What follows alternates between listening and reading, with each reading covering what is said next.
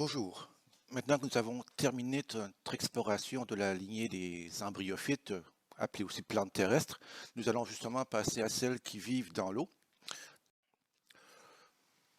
Donc c'est le plan qu'on va suivre. On va d'abord discuter des algues vertes, celles qui sont les plus proches des embryophytes, avec un certain nombre de groupes que vous voyez ici qu'on va détailler.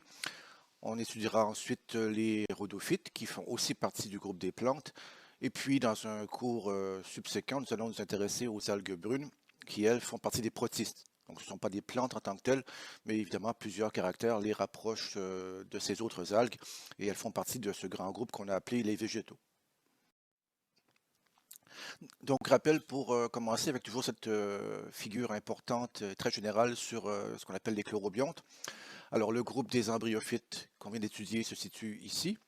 Donc, on fait un bond en arrière dans l'évolution. On revient à ces algues vertes qui, évidemment, partagent un ancêtre commun avec ces chlorobiontes et un ancêtre qui est justement responsable en particulier de ces chloroplastes entourés d'une double membrane et avec comme principale molécule de réserve de l'amidon et comme principal pigment caractéristique la chlorophylle de type B. Si on voulait situer les algues rouges en passant sur cette figure-là, il faudrait remonter plus dans le temps, donc puisque ces algues rouges ne feront pas par définition partie des chlorobiontes. On en reparlera tout à l'heure. Alors, quelques caractères très généraux des algues vertes pour commencer. Donc, ce sont des espèces aquatiques par définition, mais il y a des exceptions. Donc, sur certains troncs d'arbres, sur des rochers, on peut trouver des algues vertes, en particulier sur la face des troncs d'arbres, par exemple, qui est exposée souvent à la pluie.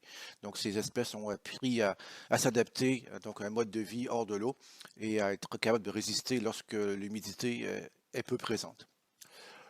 Donc, je viens de le dire, leurs chloroplastes sont les chloroplastes typiques du groupe des chlorobiontes, entourés de deux membranes, accumulant des réserves énergétiques sous forme d'amidon et possédant comme pigment caractéristique de la chlorophylle B. En termes d'organisation, donc on a une très grande variété d'organisations au niveau de ces algues vertes. Les plus simples sont des unicellulaires. Et à partir de cette forme unicellulaire, on peut identifier trois grands types de voies évolutives.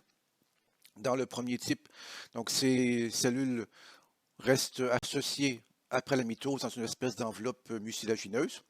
Donc ça forme ce qu'on appelle des colonies. Dans ces colonies, les cellules peuvent conserver leurs flagelles ou dans certains cas, les flagelles ont été perdus en cours d'évolution.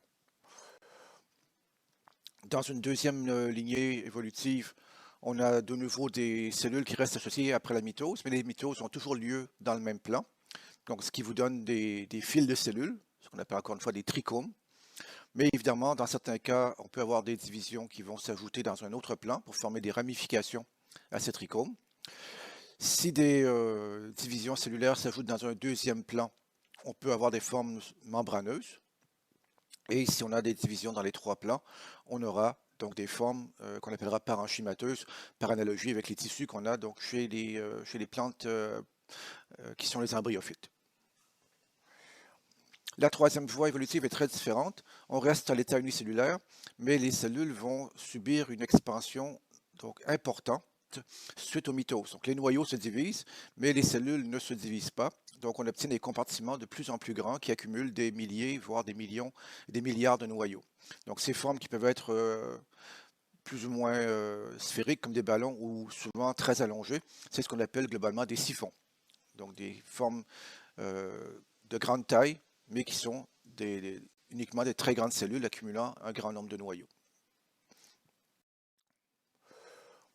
Donc si on zoome sur l'arbre des chlorobiontes et on se concentre sur ce groupe des algues vertes, on y trouve comme toujours donc, quelques détails supplémentaires.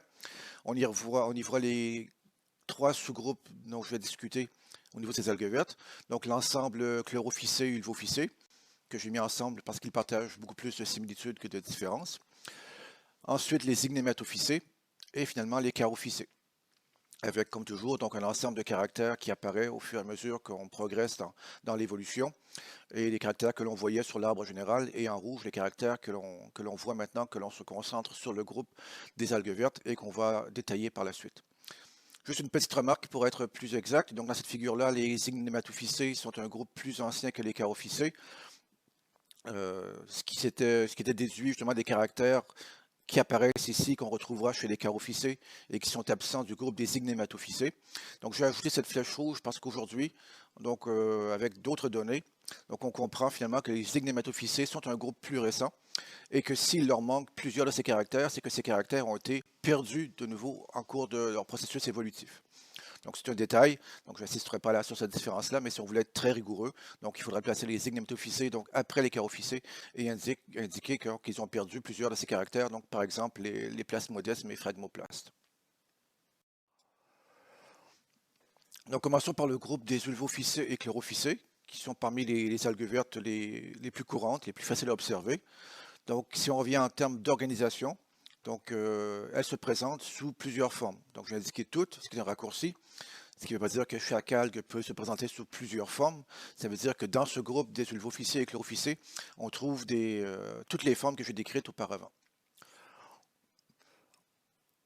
Elles sont très importantes au niveau écologique, puisqu'elles sont justement très abondantes. Donc elles participent de façon extrêmement importante au cycle du carbone et participent aussi à plusieurs événements symbiotiques avec par exemple des hydres, des éponges et autres organismes du même type.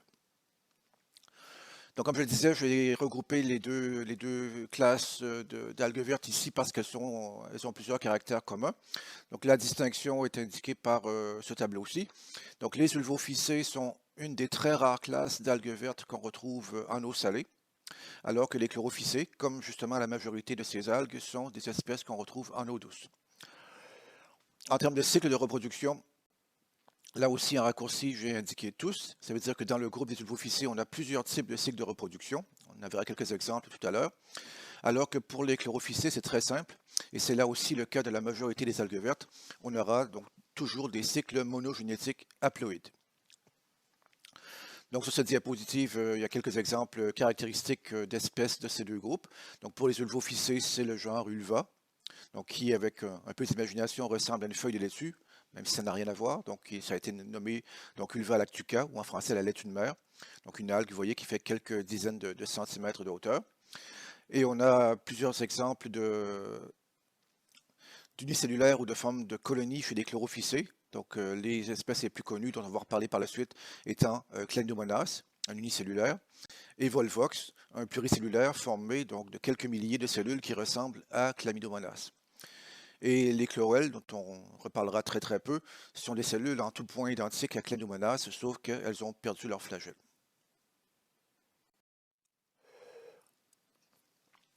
Alors pour illustrer la reproduction de ces algues, on va commencer par un exemple tout à fait typique qu'on a déjà d'ailleurs utilisé au premier semestre pour illustrer le principe général de cycle digénétique, puisque c'est le cycle digénétique le plus caractéristique. C'est le cycle justement de cette algue Ulva lactuca, un cycle digénétique qu'on qualifie d'isomorphe. Donc on reviendra juste à la fin sur cette notion d'isomorphie. Donc si vous allez au bord de la mer et que vous voyez des ulvas, c'est ce qu'on voit beaucoup en Bretagne, par exemple, c'est responsable de ces marées vertes. Donc vous allez voir des individus qui ressemblent à ceux-ci.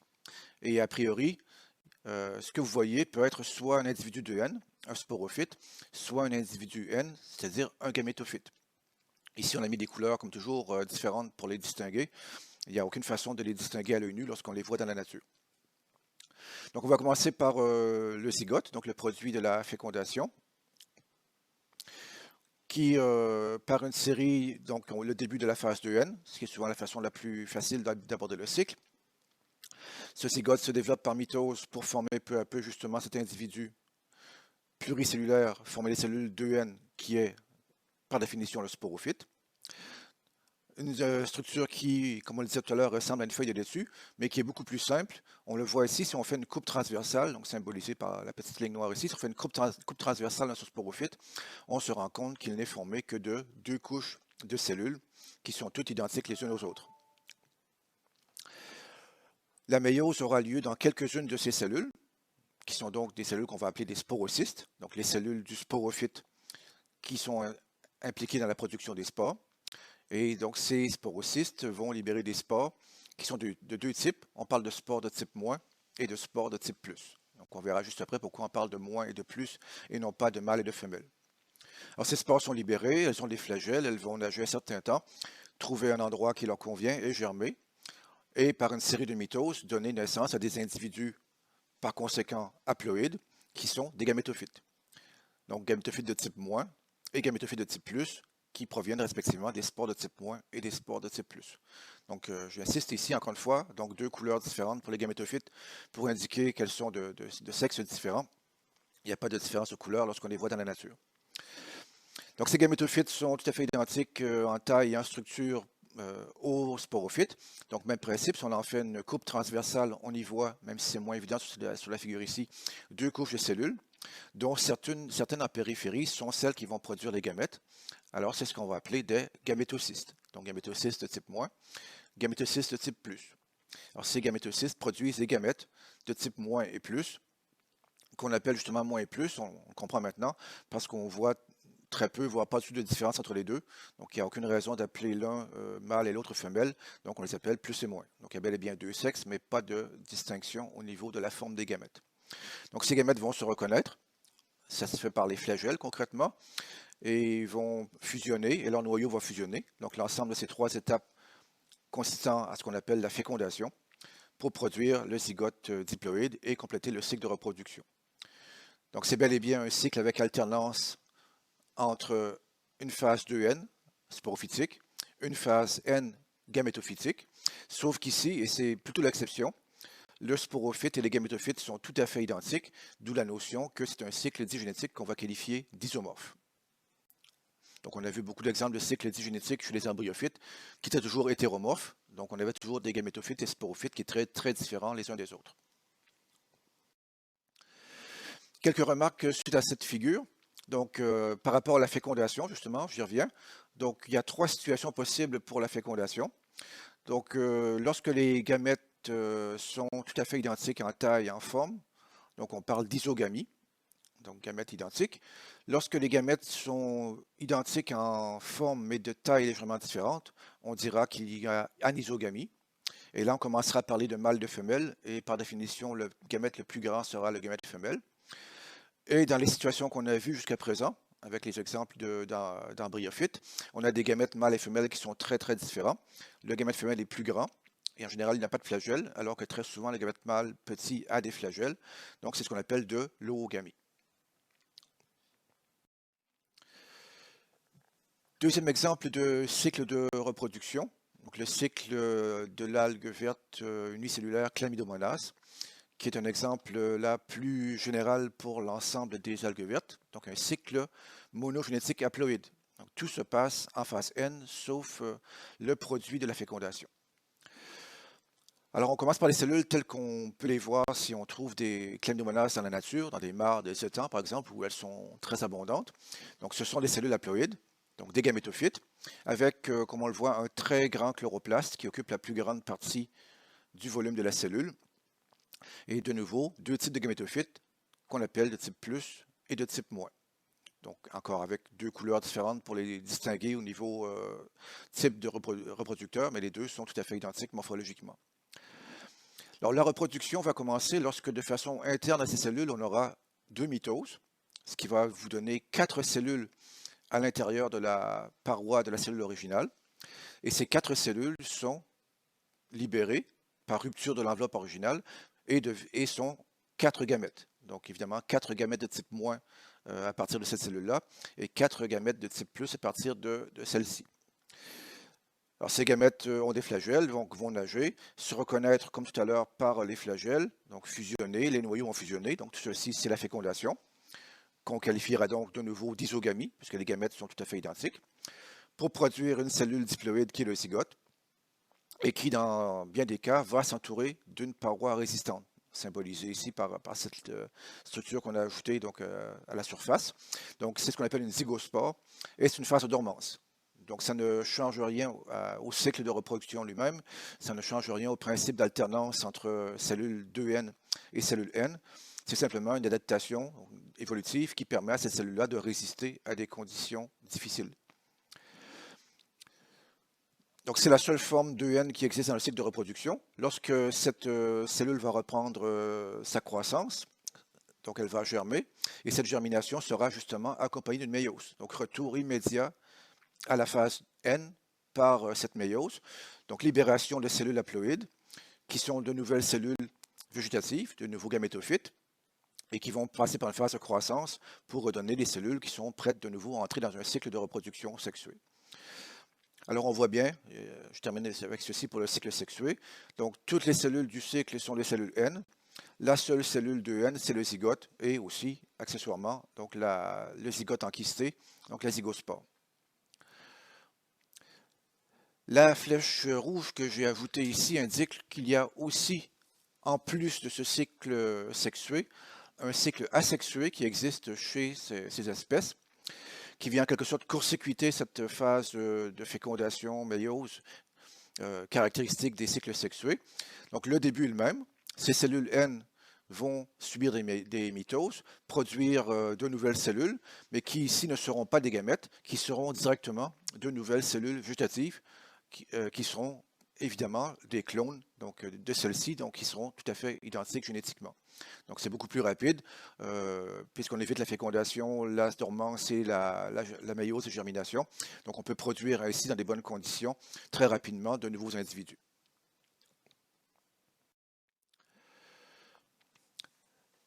Troisième exemple d'algues vertes dans cet ensemble des ulvophycées chlorophycées. Donc ici on est toujours dans les chlorophycées plus précisément. Le genre Volvox. Donc là aussi un genre extrêmement courant. Dans toutes les mares, les étangs et autres étendues d'eau de ce type, il y a des Volvox. Ce sont des colonies formées de quelques centaines à quelques milliers de cellules qui, comme je le disais, sont individuellement des cellules qui sont très très semblables aux chlamydomonas qu'on vient d'étudier. Ces cellules forment des colonies sphériques et les cellules sont toutes à la surface de ces colonies. À l'intérieur, on a un ensemble de substances qu'on qualifie encore de mucilage, donc un ensemble de polymères plus ou moins bien définis. Donc si on regarde d'abord justement cette structure d'une colonie, donc en surface, on voit un arrangement de ce type-là, donc des cellules qui ne sont pas en contact directement les unes avec les autres, mais qui le sont par des ponts cytoplasmiques, donc les lignes noires sur la figure. Et si on fait une coupe de la surface de la colonie, donc on voit ces cellules-là avec leurs flagelles dirigés vers l'extérieur, et de nouveau ces ponts cytoplasmiques qui assurent des échanges entre les différentes cellules. Si on regarde plus en détail encore une de ces colonies, on va se rendre compte que même si c'est une sphère, qu'on peut identifier des pôles avec des cellules un peu spécialisées. Donc au pôle antérieur, défini par le sens de déplacement de la colonie, on a les cellules qui ont une grande quantité de photorécepteurs. Et à l'autre extrémité, donc si on peut parler d'extrémité pour une sphère, donc au pôle postérieur, on a des cellules qui seront spécialisées pour la reproduction. Donc vous avez ici justement le cycle de reproduction sexuée d'une colonie de Volvox, qui est de nouveau un cycle monogénétique haploïde, donc qui correspond à la règle pour les algues vertes. Donc la colonie est un ensemble de cellules haploïdes, donc c'est bel et bien le gamétophyte. Dans certaines de ces cellules, on va observer une multiplication, donc une série de mitoses. Donc ces cellules-là dans lesquelles les cellules se multiplient sont des gamétocystes. Donc ici, c'est un gamétocyste mâle, donc il va produire un grand nombre de cellules. Et au niveau du gamétocyste femelle, comme c'est souvent le cas, donc c'est la cellule 105, on aura production d'un seul gamète qui, on voit, est de grande taille et n'a pas de flagelle, par rapport aux gamètes mâles qui sont petits et ont des flagelles. Donc les gamètes mâles s'appellent toujours des entérozoïdes, donc on les voit ici, qui ont été libérés du gamétocyste, qui nagent pour aller assurer la fécondation.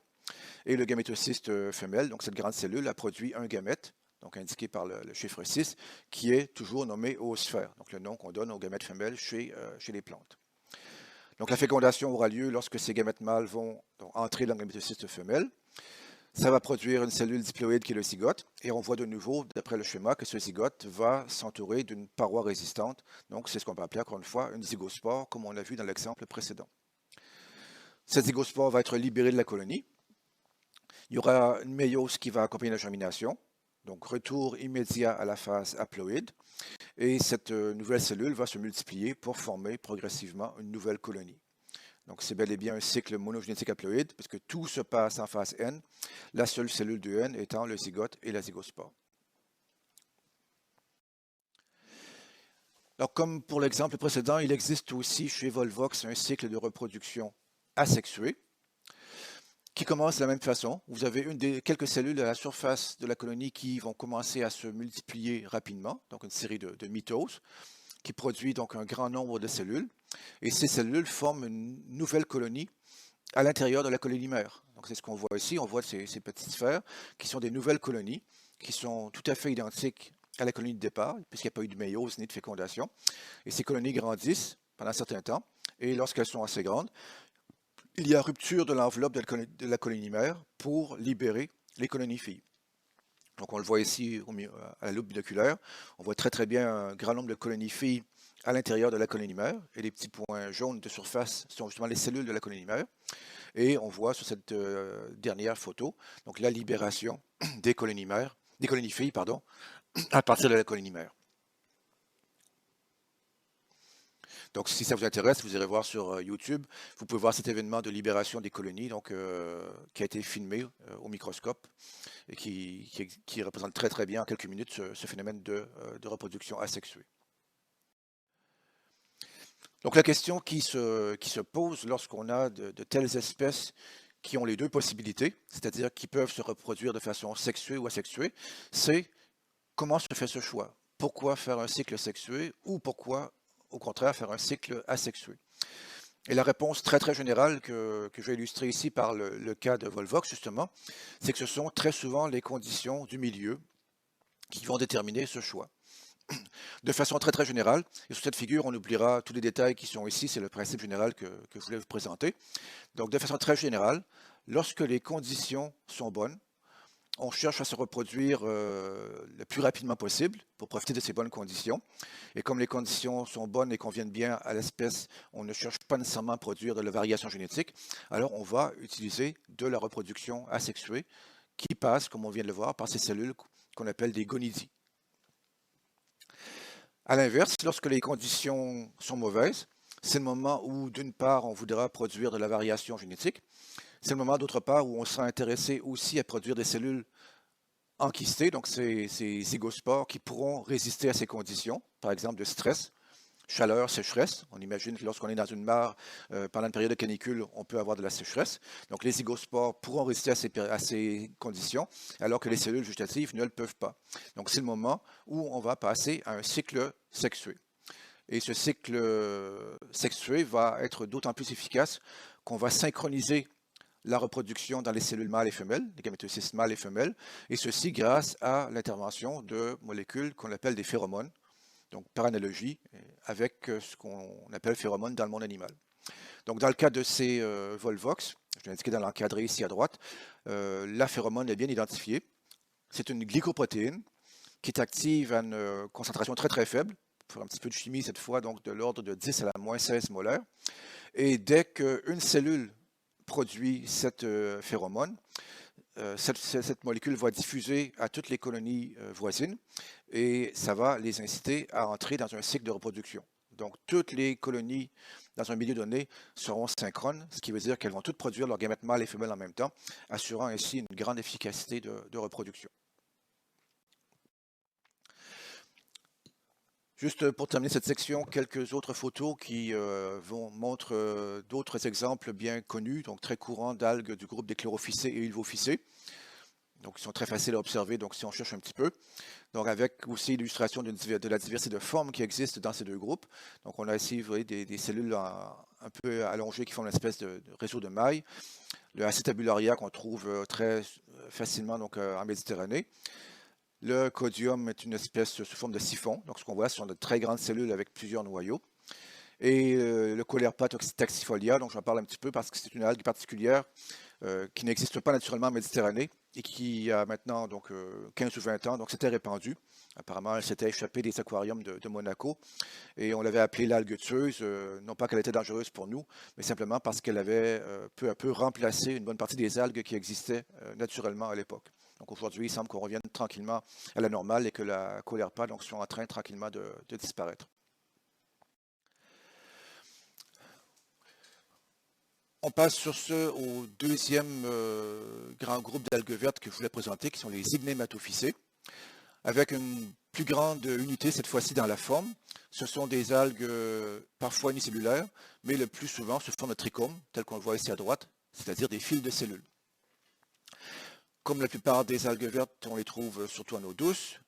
Elles n'ont jamais de flagelle, à aucun stade de leur cycle de reproduction. Et de nouveau, elle présente le cycle le plus courant chez ce groupe d'algues vertes, c'est-à-dire un cycle monogénétique haploïde. Alors, ce cycle est représenté sur la figure suivante. Et là, il faut bien comprendre que pour éviter de représenter plusieurs fois des trichomes, on a représenté sur 2 trichomes différents, du haut vers le bas, les différentes étapes de la reproduction sexuée dans l'ordre chronologique. Donc, dans les faits, si on regardait en réalité, et on verra des photos après, toutes les cellules d'un trichome seraient au même point du stade de reproduction. Donc, commençons par les cellules végétatives, avant le début de la reproduction sexuée. Elles sont très caractéristiques. Donc, c'est ici l'exemple d'un genre qui s'appelle Spirogyra, donc Spirogyre en français. Et ce nom vient du fait de leur chloroplaste caractéristique sous forme de spirale. Alors, lorsque 2 trichomes vont se reconnaître comme étant de types sexués différents, donc ils vont se rejoindre. Donc, on voit ici le début de formation de ce qui deviendra à la fin un canal de conjugaison qui va permettre les échanges entre les deux trichomes. Donc, on voit ici que ces excroissances ont fusionné et ont permis la formation de ce canal et que la cellule du trichome de droite, qu'on appellera donc le gamète mobile, passe par ce canal pour aller fusionner avec la cellule de gauche qu'on appellera le gamète immobile. Donc ce mode de fécondation où les 2 gamètes sont identiques et l'un va rejoindre l'autre en passant par ce canal, c'est ce qu'on appelle de la cystogamie. C'est une forme de conjugaison si on veut. On pourrait dire rigoureusement que c'est de l'isogamie, puisque les 2 gamètes sont identiques, mais donc le terme de cystogamie est encore plus précis, puisqu'il indique aussi la façon dont les 2 gamètes vont se rencontrer.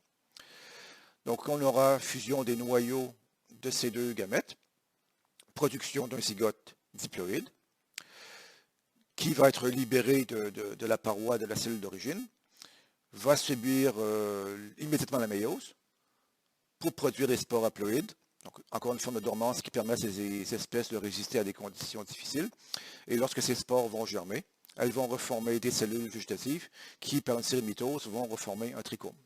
Donc, on voit très bien de nouveau que tout se passe en phase N, que la seule cellule de N, c'est le zygote. C'est bel et bien un exemple caractéristique de cycle monogénétique haploïde. Donc on a quelques photos pour illustrer ce genre Spirogyra. Donc on voit très bien ici en phase végétative la forme caractéristique des chloroplastes et leur fluorescence lorsqu'on les regarde au rayonnement UV. Et les figures qui suivent indiquent le processus de reproduction. Donc on voit les canaux de conjugation en train de se former, ici qui ont fusionné. Et on voit le passage des cellules ici, c'est de la gauche vers la droite. Et ce qu'on remarque, c'est que le passage il est unidirectionnel, c'est-à-dire que toutes les cellules du trichome de gauche sont passées dans le trichome de droite. Et on le voit très très bien sur les photos du bas ici. De nouveau, on voit donc les zygotes qui ont tous été formés dans le même trichome. Donc on peut parler de 2 types sexués pour les trichomes. Donc l'un est le donneur de gamètes et l'autre est le receveur de gamètes si on veut. Et à la fin du processus, lorsque les zygotes sont libérés, il ne nous reste que les parois des 2 trichomes d'origine, liées par les canaux de conjugation, ce qui fait une espèce d'échelle, et il ne reste des cellules originales que leurs parois.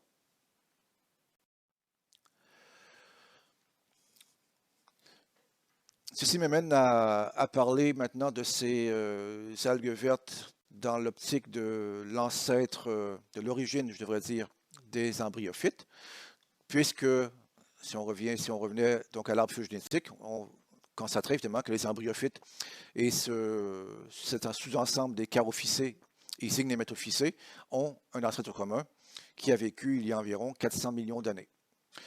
Et cette parenté, puisqu'on parlera juste après des charophycées, se voit un petit peu au niveau de la structure de ces plantes. Donc si on compare le genre Chara, qui est un genre typique des charophycées, avec par exemple un cyprès, donc une embryophyte. Donc on voit donc apparaître ici une complexité de niveau morphologique avec des structures ramifiées complexes, donc plus que dans les algues vertes qu'on a vues auparavant, qui encore une fois donc, vont présager ce qu'on aura dans les groupes suivants. Alors les charophycées sont des algues vertes de nouveau, et là aucune surprise, qu'on trouve surtout en eau douce et qui ont des cycles monogénétiques haploïdes, mais avec une fécondation plus spécialisée là aussi, donc autre caractère qui préfigure les embryophytes, où on voit apparaître de l'oogamie. donc des gamètes mâles et femelles qui sont très différenciés. Donc je le disais, leur structure devient aussi plus complexe. Donc on y voit apparaître une structure avec des ramifications et avec aussi, lorsqu'on regarde au niveau cellulaire, des cellules très différenciées. Donc par exemple, les cellules de ces entrenœuds sont très différentes des cellules au niveau des nœuds et différentes des cellules au niveau des ramifications. Et avec aussi un phénomène de croissance très localisé au niveau des cellules apicales. Donc plusieurs caractères qu'on va retrouver et que l'on a étudiés dans les embryophytes qui dérivent de ces algues vertes. Donc le genre Chara qui donne le nom au Charophycées, qui est un genre très répandu. Donc c'est une plante, une algue verte, une plante qui vit dans l'eau et vous voyez qui fait quelques dizaines de centimètres de hauteur. Donc les innovations, c'est ce que je disais. Donc ces algues ont inventé une structure modulaire différenciée qui n'existe pas chez les algues vertes apparues avant, avec des nœuds, des entrenœuds et des ramifications. Outre le fait que les gamètes mâles et femelles sont très différenciés, on ajoute aussi la notion de protection des gamètes femelles, des oosphères, qui sont entourés de 5 cellules. Ce qui là aussi préfigure ce qu'on aura chez les embryophytes, c'est-à-dire des organes produisant les gamètes et non pas juste des cellules isolées produisant ceux-ci. Et autre élément important dont on parlera, l'apparition de phragmoplastes, donc au niveau de la mitose, et de plasmodesmes pour favoriser les échanges entre les cellules. Donc un grand nombre d'innovations qui, encore une fois, donc j'insiste parce que c'est le point important, qui préfigure le groupe suivant, donc tout l'ensemble des embryophytes. Donc revenons aux deux derniers points que j'ai mentionnés, en commençant par l'existence de phragmoplastes. Donc on se replace un petit peu dans la mitose. Donc à la fin de celle-ci, à la phase qu'on appelle la cytocinèse. Donc chez les algues vertes qu'on a étudiées jusqu'à présent, donc on ne l'a pas mentionné, donc on y revient un petit peu. Donc par exemple chez Chlamydomonas, donc à la fin de la mitose, vous avez deux noyaux. Vous avez le réseau de microtubules situé entre ces deux noyaux, et ces microtubules sont situés de façon parallèle au futur plan de division entre les deux futures cellules. Chez les charophycées, de même que chez les embryophytes, donc on voit une différence extrêmement importante au niveau de cette cytocinèse, c'est qu'on a toujours un réseau de microtubules entre les deux noyaux issus de la mitose, mais ces microtubules sont perpendiculaires au futur plan de division entre les cellules qui, ici, est encore une fois à l'horizontale. Et ce réseau de microtubules donc, va être le site de construction, justement, de la nouvelle paroi cellulaire, la ligne noire qu'on a ajoutée ici, et c'est ce qu'on appelle donc le phragmoplaste. Donc c'est une très grande différence puisqu'on touche à un processus très fondamental de la cellule qui est la mitose. Donc le passage de ce type de mitose à celui-ci qui est encore une fois une grande innovation évolutive. Et donc on le voit ici au microscope, on voit ce réseau de microtubules, la zone plus claire ici au centre de la cellule. Et donc cette ligne noire qui nous indique la nouvelle paroi cellulaire en train de se construire de toutes pièces entre les deux futures cellules filles de cette mitose. Donc, deuxième caractère cellulaire que j'ai mentionné comme étant une innovation dans ce groupe, donc les plasmodesmes, qui sont des canaux cytoplasmiques qui vont lier deux cellules, et ce qui est un élément extrêmement important pour construire un pluricellulaire complexe. Donc, c'est pour ça que je l'ai mis en rouge, c'est le point clé ici. Donc, si on veut avoir une structure pluricellulaire très différenciée, il est absolument fondamental que les cellules communiquent entre elles. Et donc, cette notion de communication entre les cellules, c'est un échange de molécules. Et cet échange de molécules, il sera facilité chez les plantes par ces plasmodesmes. Donc ces plasmodesmes sont représentés schématiquement ici. Il faut bien voir qu'on voit une partie de deux cellules. Donc il y aura une première cellule que j'appelle 1 ici à gauche, cellule 2 donc, qui serait ici à droite. La région en vert, c'est l'ensemble des parois qui séparent ces deux cellules. Donc le jaune, c'est le cytoplasme. On a en bleu le réticulum endoplasmique. Et première découverte, si on veut, c'est que ce réticulum endoplasmique donc, passe d'une cellule à l'autre par ce canal qu'on appelle le plasmodesme. Donc il y a une continuité au niveau de ce réticulum. Même chose pour le cytoplasme. Donc le cytoplasme, la cellule de gauche, donc, se poursuit dans ce canal et donc, se retrouve, si on veut, dans la cellule de droite. Et ce qui veut dire que forcément la membrane plasmique qui recouvre cette cellule, donc tapis, si on veut, forme ce canal et cette membrane cellulaire est en continuité d'une cellule à l'autre. Donc ça change beaucoup la façon de voir des cellules qui ne sont pas juste des espèces de briques juxtaposées, mais qui ont un contenu en continuité. Et ces structures vont permettre, a priori, le passage de petites molécules, donc des molécules qui font moins de 1 kDalton, c'est-à-dire des molécules telles que les sucres acides aminés, qui ainsi peuvent circuler librement d'une cellule à une autre. Le transport se fait non pas par le réticule endoplasmique, mais par l'anneau. De nouveau, si on se replace en 3 dimensions, donc le cytoplasme, c'est un anneau qui fait le tour du réticule endoplasmique. Donc cet anneau cytoplasmique est le site de transport des molécules entre les cellules.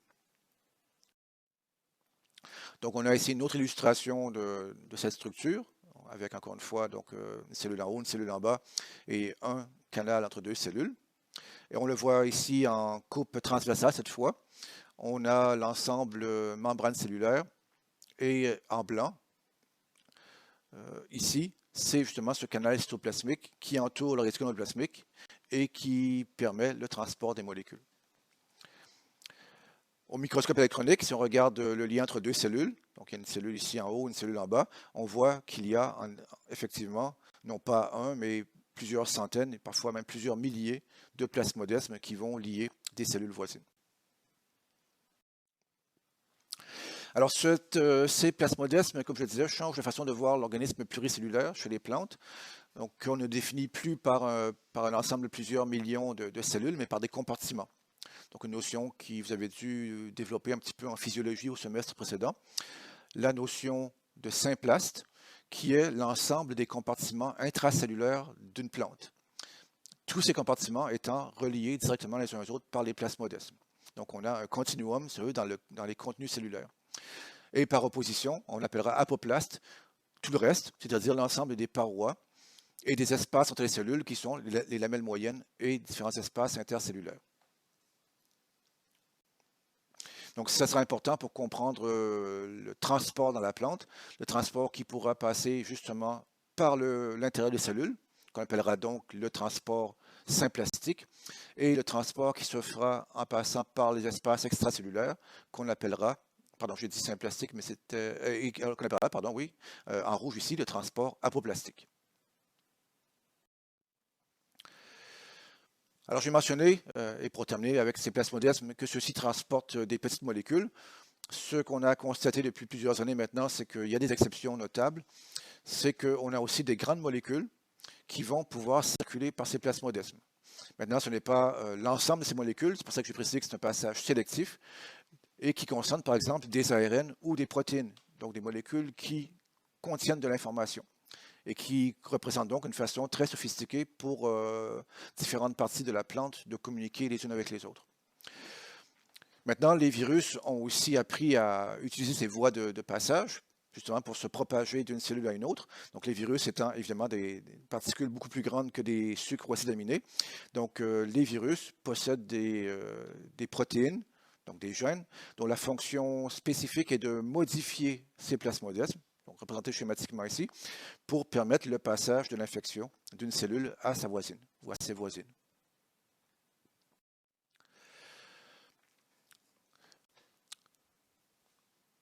De façon plus concrète, pour terminer les algues vertes, puisqu'on a parlé surtout d'aspects fondamentaux, ces algues vertes sont aussi très utiles, par exemple, en recherche. Ce sont de très bons systèmes pour étudier la photosynthèse, la génétique et autres, en particulier les systèmes donc, unicellulaires qui sont très faciles à manipuler en laboratoire.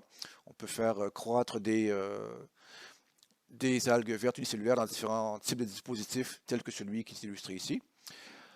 En termes de santé, plusieurs de ces cellules que l'on fait croître aussi sont des compléments alimentaires, amènent des vitamines, des minéraux et autres. Et de façon aussi appliquée, on utilise des cultures d'algues vertes, encore une fois de ce type-ci, à grande échelle, comme bioréacteurs, c'est-à-dire des cellules qu'on a modifiées pour produire des protéines, par exemple, qui serviront à la médecine, ou pour produire des biocarburants ou des biomatériaux. Donc c'est justement cet aspect-là que je vous suggère de développer un petit peu en allant lire cet article-là, qui sont des recherches faites au CNRS, qui nous expliquent comment ces algues vertes envahissantes en Bretagne pourraient être exploitées pour ultimement générer donc, des produits qui pourraient être utilisés comme biocarburants. Si les algues vertes vous intéressent, j'ai ajouté ici aussi 3 autres sites web que vous pourrez consulter. Donc, il n'y aura pas de questions à l'examen sur ces sites-là, simplement pour ceux qui auraient un intérêt particulier pour ce domaine de recherche. Donc, ce sont des sites de recherche, les deux premiers français, donc, qui cherchent à valoriser justement les algues marines surtout, avec la section biologique de Roscoff en particulier, qui s'intéresse à plusieurs aspects fondamentaux et appliqués. Et un autre site où vous trouverez plein de photos et de vidéos sur, en particulier, la croissance et la reproduction des algues vertes. Alors, c'est tout ce que je voulais dire sur les algues vertes. Donc maintenant, on va faire de nouveau un saut en arrière encore plus important. Et avec cette figure-là que vous avez déjà vue dans l'UE Biologie et Physiologie des plantes 1, donc qui nous ramène à plus d'1 milliard d'années en arrière, où on avait fait cette distinction entre la lignée des plantes qui menaient aux algues vertes et puis aux embryophytes, donc celle dont on vient de terminer l'étude, et celle donc très différente qui a mené aux algues rouges, qu'on appelle aussi les rhodophytes, avec comme idée fondamentale que dans ces rhodophytes, on a perdu les flagelles et on a perdu la chlorophylle B, qui, encore une fois, était le pigment caractéristique de ces chlorobiontes. En rappelant que l'eucaryote, à l'origine de toutes ces plantes, possédait aussi des phycobilines, et que ces phycobilines donc, ont été conservées dans les algues rouges, avec d'autres différences biochimiques sur lesquelles on va insister un petit peu dans les minutes qui suivent. Donc les rhodophytes ou algues rouges, c'est un groupe d'importance relative en termes de diversité, enfin environ 5000 espèces connues, en général pas très très abondantes, et peu abondantes dans nos régions en particulier, c'est pour ça qu'on les connaît moins et qu'on va moins s'y attarder, avec un principal caractère dérivé propre, une structure qu'on appelle le synapse. Donc vous avez ici de nouveau deux cellules voisines, avec leur paroi cellulaire, et le synapse qui est cette espèce de bouchon, si on veut, entre deux cellules, qui est à la fois un lien entre ces cellules-là et qui est un site qui, par des mécanismes encore plus ou moins bien définis, permet une communication cellulaire entre les deux cellules. Donc, avec cette même idée qu'on a énoncée tout à l'heure, c'est que on verra que plusieurs de ces algues rouges ont une structure pluricellulaire très différenciée et que cette différenciation importante dépend justement de la capacité d'avoir des modes de communication très sophistiqués entre les cellules. Quelques caractères généraux de ces algues rouges pour commencer. Comme je disais, on les trouve très peu dans nos régions, parce que ce sont surtout des espèces qu'on trouve dans les mers chaudes et tempérées, par exemple abondantes au niveau des récifs coralliens. Il y a très très peu de formes libres, ce sont toujours des espèces qui sont fixées soit sur des rochers, soit sur d'autres algues. Et de façon pratique, il y a quelques espèces comestibles. Donc on a dans nos régions très peu de tradition de manger des algues. Dans les régions asiatiques, c'est beaucoup plus répandu. Donc, ce qu'on appelle le nori. Donc, c'est à base d'algues rouges et a la particularité d'être très très riche en protéines. Donc, ces algues vont prendre plusieurs formes de très simples à très complexes. Donc, il y a les formes les plus simples possibles. Il y a des formes unicellulaires. Il y a des formes qui existent, telles que celles qu'on voit ici, qui sont des fils de cellules, avec souvent des ramifications.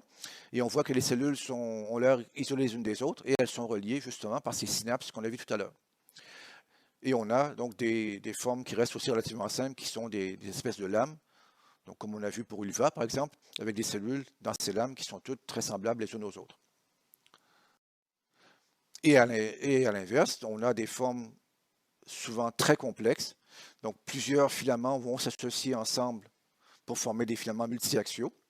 Donc, ils donnent des structures beaucoup plus grandes et plus complexes. Et parfois, donc, des ramifications extrêmement sophistiquées, tels que les exemples qu'on voit ici. Et avec aussi une spécialisation au niveau de la croissance, donc de la croissance qui devient apicale par les extrémités.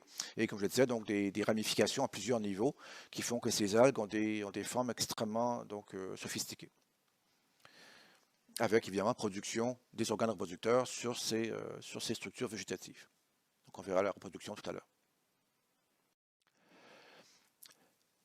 Les chloroplastes sont très particuliers, très différents de ceux qu'on a vus dans la lignée des chlorobiontes, même si l'origine est la même. Donc il y aura par définition double membrane. Mais on va y retrouver des phycobilisomes, comme on avait observé chez les cyanobactéries, donc ces espèces de granules à la surface des thylakoïdes. Parce que, encore une fois, ces algues rouges ont conservé les pigments caractéristiques qui sont la phycoérythrine, qui est rouge, et la phycocyanine, qui est bleue. Mais en général, donc, il y aura plus de phycoérythrine, donc la coloration sera plutôt rouge donc, dans la plupart des cas. On voit aussi qu'il n'y a pas de granat, donc les thylakoïdes sont donc disposés de façon un peu parallèle ici, en lame, et non pas donc empilés en granat. Et quand on observe mieux ici une cellule, donc encore une fois on y voit plusieurs de ces chloroplastes identifiés par C, et ce qu'on remarque c'est qu'il n'y a pas d'amidon dans ces chloroplastes. L'amidon, identifié par S, comme starch en anglais, l'amidon il est en dehors de ces chloroplastes, donc on le dit extraplastidial. Et il est un petit peu différent au niveau biochimique, il est plus ramifié que l'amidon des autres algues vertes et des embryophytes. On le qualifie d'amidon fluoridéen. Donc une structure qui se rapprocherait plus du glycogène animal, donc de par le nombre de ramifications. Remarque en passant, donc par rapport à ces pigments et à cette coloration rouge, donc on a trouvé des algues rouges jusqu'à 200 mètres de profondeur. Donc là où en termes d'intensité, donc au niveau quantitatif, il y a évidemment très peu de lumière par rapport à la surface, mais où surtout, donc phénomène d'absorption de la lumière rouge très rapidement par l'eau, on a uniquement de la lumière dans le spectre bleu. Et l'intérêt justement de ces pigments rouges, c'est que ça permet de capter le peu de lumière bleue qui est disponible et d'arriver donc à réaliser la photosynthèse. Donc, je poursuis avec des notions justement de biochimie, de métabolisme. Donc, la paroi interne est à base de cellulose, la molécule caractéristique de l'ensemble de cette lignée des plantes. Mais à cette paroi interne de cellulose, on ajoute très souvent chez les algues rouges une paroi externe formée de polymères sulfatés, cette fois-ci de galactose. Alors que je rappelle, la cellulose, c'est un polymère de glucose. Et polymères sulfatés, donc présence de groupement SO3-, veut dire qu'on a des polymères qui sont chargés, alors que la cellulose, c'est un polymère qui est neutre. Donc ces polymères sont intéressants puisqu'ils ont des propriétés épaississantes, gélifiantes. Donc c'est pour ça qu'on les étudie, on les retrouve très souvent dans les produits alimentaires industriels, dans les produits pharmaceutiques, produits cosmétiques et autres. L'agar aussi est un produit dérivé de la paroi de certaines algues rouges. Et de nouveau, donc, si ces produits très courants dans ce qu'on achète donc, ne sont pas nommés en tant que tels, vous les retrouvez d'après leur symbole typique donc, des additifs alimentaires. Donc c'est E406 pour l'agar et E407 pour ces carragénanes donc, qui ont donc, ces polymères chargés négativement. D'autres parois vont être caractérisées par la présence de cristaux de carbonate de calcium, ce qui va les rendre rigides. Il va faire que ces algues ont une forme qui se maintient même hors de l'eau. Donc c'est le cas par exemple des corallines. Donc on sort l'algue de l'eau et elle conserve sa forme parce que les parois sont rigides. D'autre part, toujours pour rester dans la biochimie, ces algues ont le même problème qu'ont tous les végétaux, toutes les plantes. Donc il y a des différents herbivores qui veulent les consommer et elles doivent se défendre de façon chimique. Donc dans le cas des algues rouges, on a toute une gamme de terpénoïdes, donc dérivés d'isoprène, qui sont des molécules de défense contre différents herbivores et qui sont utilisées, qui sont étudiées donc de plus en plus. On se rend compte que plusieurs de ces molécules auraient des propriétés antitumorales. Donc il n'y a pas que les plantes terrestres qui sont des sources de médicaments. Donc les algues, c'est un potentiel aussi important à ce niveau-là. Remarque ici en passant, un phénomène qui est très très particulier aux algues rouges, c'est qu'on a des algues rouges qui sont des parasites. Et on a des algues rouges en fait qui sont des parasites d'autres espèces d'algues rouges. Donc on en voit un exemple ici, donc une algue qui va se fixer peu à peu donc à son hôte et donc par ses synapses arriver à établir un contact et à s'en nourrir. Mais ça va beaucoup plus loin. Et c'est ce qui est encore mieux illustré par la série de schémas à droite, c'est que non seulement le parasite va se fixer à son hôte, mais il va aussi, grâce à ses synapses, arriver à y transférer ses noyaux. Donc on voit les noyaux noirs ici, qui sont les noyaux du parasite, qui sont peu à peu en train de remplacer les noyaux blancs, qui étaient les noyaux de l'espèce qui a été parasitée.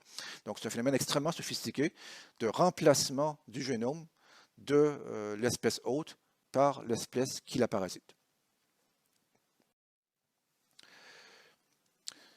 Alors le cycle de reproduction de ces algues est aussi très complexe. C'est au départ un cycle digénétique, que je qualifierais de tout à fait caractéristique, mais auquel on a ajouté une étape.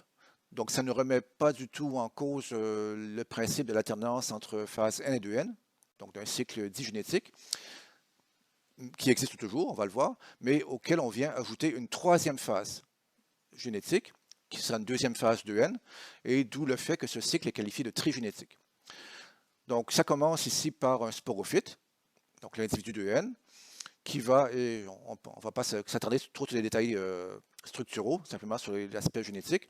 Donc dans ce sporophyte, des cellules par méiose vont produire des spores, haploïdes par définition, qui sont dispersés, qui vont germer et former des individus composés par définition de cellules haploïdes. Donc ce sont des gamétophytes. Il y a un gamétophyte femelle et un gamétophyte mâle qui sont identiques entre eux et qui sont d'ailleurs identiques aux sporophytes. Donc jusqu'à là, on aurait ce qui ressemble au cycle de Ulva, donc un cycle digénétique isomorphe. Donc ces gamétophytes mâles et femelles produisent respectivement donc, des gamètes mâles, qu'on appelle ici des spermatozoïdes, qu'on appellera encore une fois qu'on va appeler plutôt des spermaties, parce qu'ils n'ont pas de flagelle, ça c'est un détail. Et au niveau femelle, on va produire une structure assez complexe dans laquelle vous avez le gamète femelle, qu'on appelle ici l'œuf, qui est donc la cellule haploïde qui va être fécondée. Donc la fécondation produit un zygote diploïde. Et ce zygote diploïde va se multiplier par une série de mitoses, mais ne donne pas ce sporophyte. Donc cette multiplication du produit de la fécondation, du zygote, donne une structure qui se développe sur le gamétophyte femelle. Donc c'est une forme de N, mais qui est différente de celle-ci, et qu'on appelle le carposporophyte. Donc un ensemble de cellules de N qui est en quelque sorte un parasite du gamétophyte femelle, pardon, celui-ci, où a eu lieu la fécondation. Ce sporophyte ne va pas subir de méiose, il va libérer des spores néanmoins, et donc ces spores étant produites sans méiose sont diploïdes. Donc c'est un des rares cas dans la nature de spores qui sont diploïdes et qu'on appelle des carpospores. Et ces carpospores seront disséminés et vont germer, et en germant vont reformer le sporophyte diploïde qui a cette forme-là. Alors de nouveau, si on excluait ce que je vais encercler ici, on aurait un cycle avec alternance entre un sporophyte et des gamétophytes, où on passe de l'un à l'autre par des spores et des gamètes. Donc on aurait encore une fois un cycle digénétique tout à fait classique. Et ce qu'on ajoute, c'est on vient intercaler ici une deuxième phase de N, qu'on appelle le carposporophyte, pour le distinguer du sporophyte ici, qui d'ailleurs est parfois appelé le tétrasporophyte, pour indiquer que c'est celui qui, par méiose, produit des spores. Alors qu'encore une fois, celui-ci produit bel et bien des spores, mais sans méiose, donc des spores qui sont 2N. C'est ce que je vais vous expliquer en quelques mots. Donc un cycle digénétique plus une deuxième phase sporophytique qui n'a pas d'existence propre, qui est en quelque sorte un parasite du gamétophyte femelle sur lequel la fécondation a eu lieu. Alors pour terminer cette section sur les algues vertes et rouges, donc, je vais vous indiquer que des algues rouges, on en trouve aussi à des endroits plus inattendus. Donc vous avez peut-être déjà entendu parler du parasite chez l'humain qui est le Plasmodium falciparum. Donc quand on regarde bien donc, le contenu de ces cellules, on se rend compte qu'on y trouve des plastes. Et ces plastes sont en fait dérivés d'une algue rouge. Donc dans cet article que je vous invite à lire, donc vous allez voir quelle est l'origine évolutive de la présence de ces algues rouges au niveau de ce parasite humain, donc là où a priori on ne l'attendait pas. Alors c'est ce que je voulais vous présenter pour les algues vertes et rouges, donc ça termine ce cours et dans le prochain on passera à un autre groupe d'algues qui est très différent puisque ce sont les algues brunes qui ne sont pas des plantes en tant que telles, qui sont des protistes, mais qui de leur mode de vie, d'après leur mode de vie, d'après la présence de chloroplastes, sont rattachés à ce grand ensemble qu'on appelle les végétaux et qui donc sont associés au monde des plantes.